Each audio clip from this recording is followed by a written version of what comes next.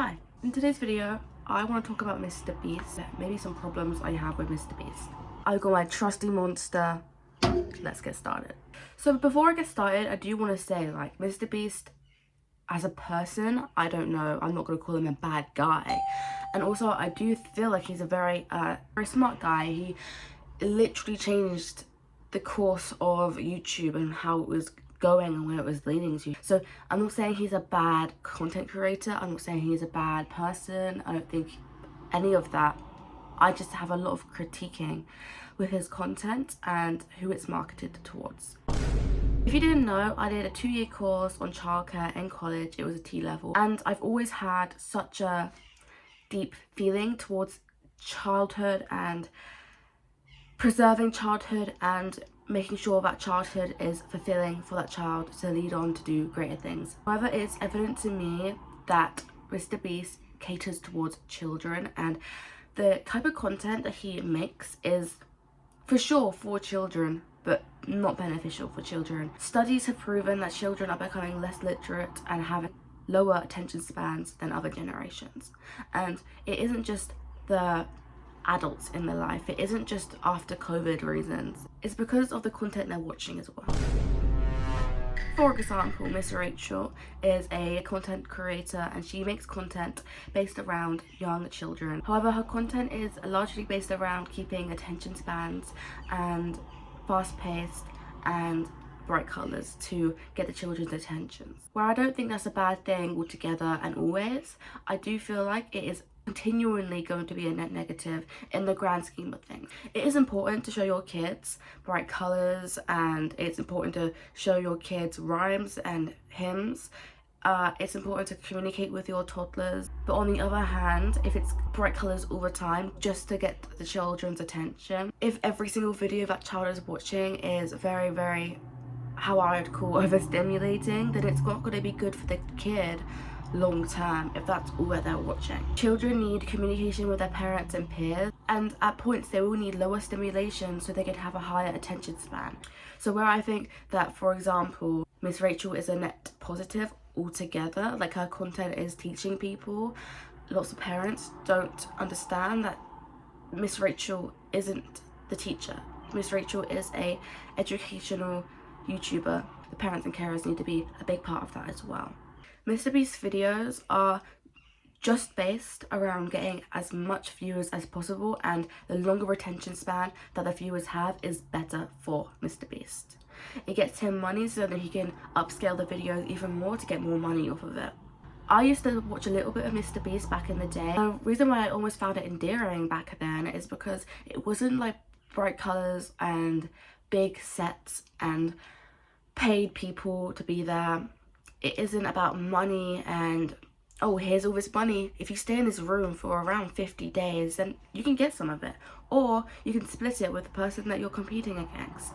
When it was lower stakes, less amount of cuts, and letting the viewer sit there for a while in, not boredom, but a space where nothing much is happening, it felt more endearing because it felt like it wasn't just a production. MrBeast very clearly caters towards children, and I think that is my biggest point and my biggest critique that comes with MrBeast. And MrBeast makes lunch leaves, for example, I just was almost gobsmacked. I was just gobsmacked. They are putting just children energy juice in that lunch leaf pack, and on top of that, it really shows that he was just catering towards children, and he is still catering towards children, and he's making this thing that is more healthy when it's not even about the health, it's about the calories that the children need to have in their body, and they have lower calories in it, which would make no sense if children need calories to have a better attention span and learning throughout the day in their school. I just wanted to add that I'm not saying that like MrBeast is like an evil person for doing this as well,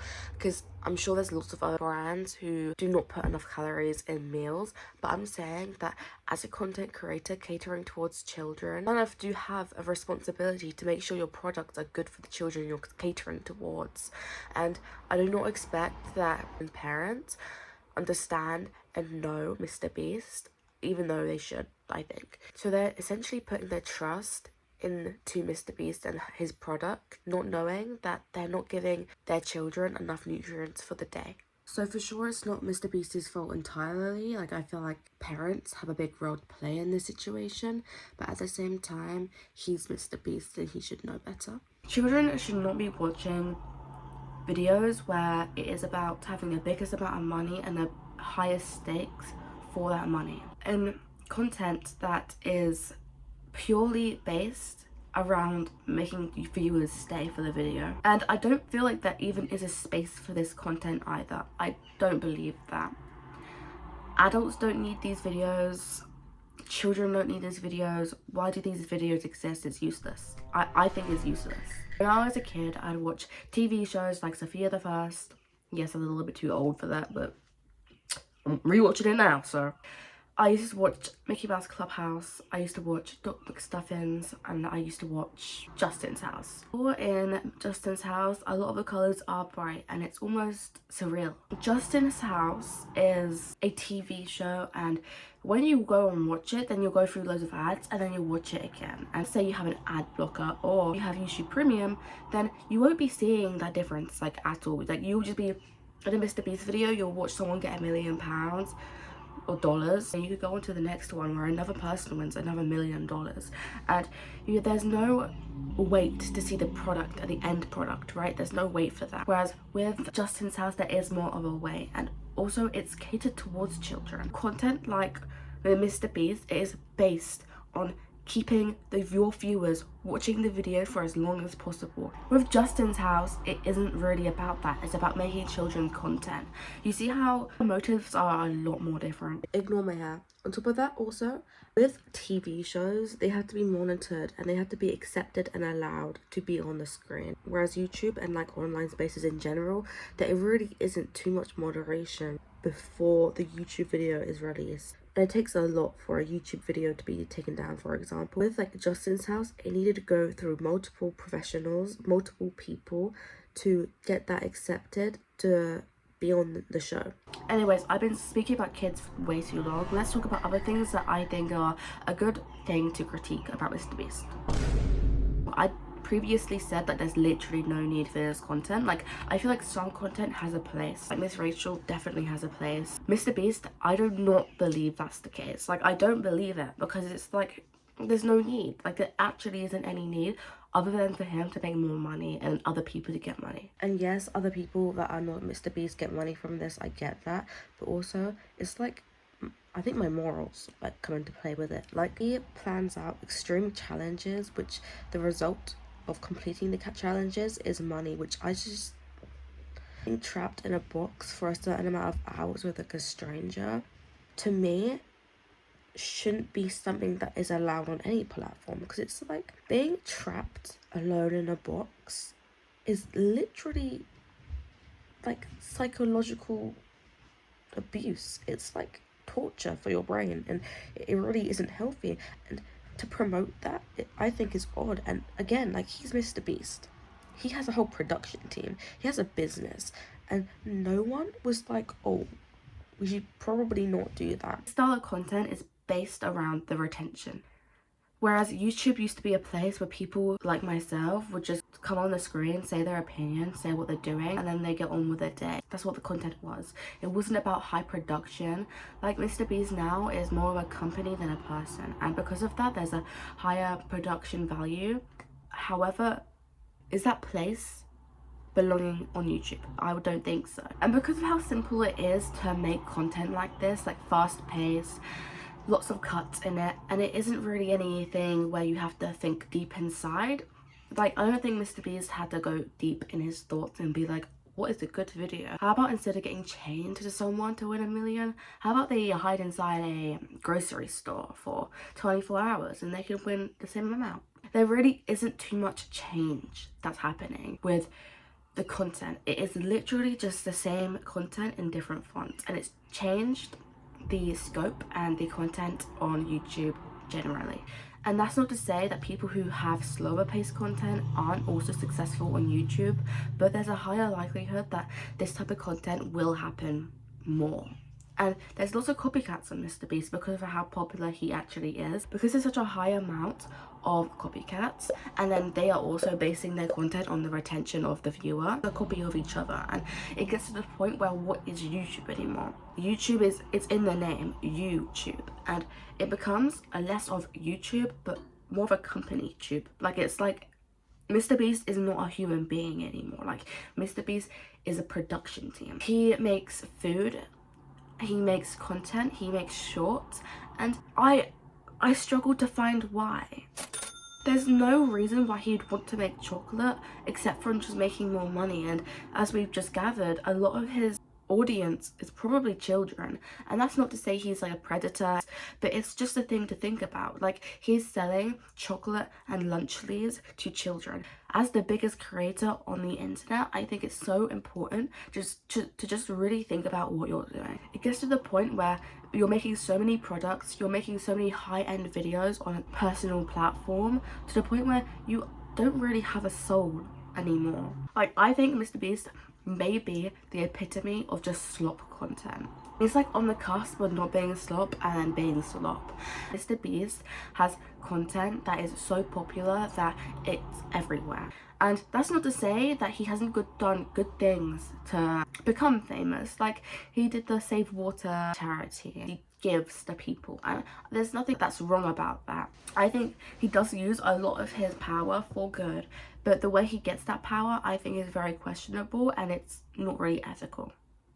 For example, when he did that scheme where he was like, oh, you can use AI to make your own thumbnails, when it's kind of obvious that the grand majority of people on the internet are against generative AI. You had to probably get that through most of the people on your team, and all of them agreed for you to make a website where you can use AI to make thumbnails.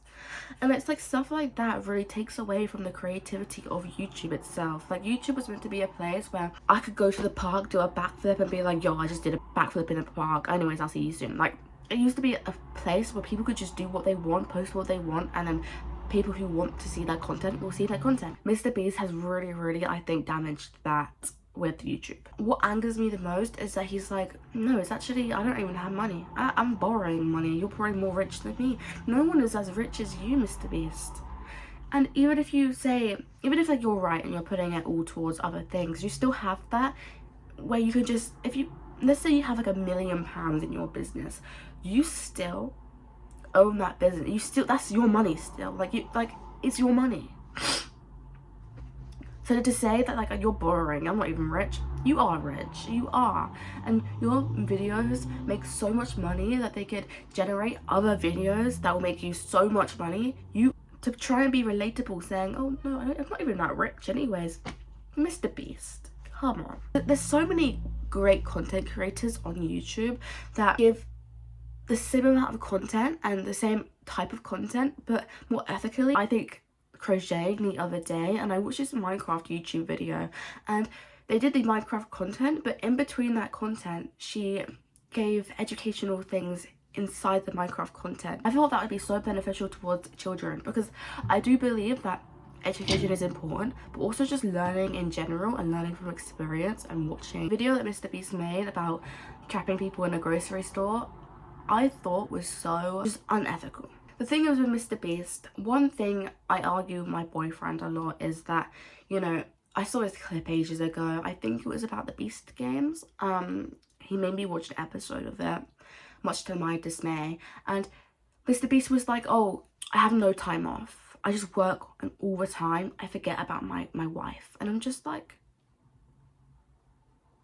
but you don't have to work all the time. You're at the point where you can just like never work again, and you're complaining. People are working because they can't afford to eat. People are working paycheck to paycheck and still not affording food. For him to be like, oh, I'm working so hard, I'm forgetting my family members. It's your choice at that point. And I feel like it's just like, the argument my boyfriend would say was like, yeah, but like he's always liked to work hard. Yeah, there's working hard, fine, everyone works hard, like, but it gets to the point where you're complaining because of things that you're doing, and is so extremely like out of touch to complain about how much money you don't have and how hard you're working when you're arguably the richest person that like everyone hears about, like, and you're complaining. You can go hang out with your girlfriend, that's fine, like no one's stopping you, and you'd still get the same amount of content out of it. Because do you know what, most of MrBeast's content is not even about MrBeast. He's the game host. It is about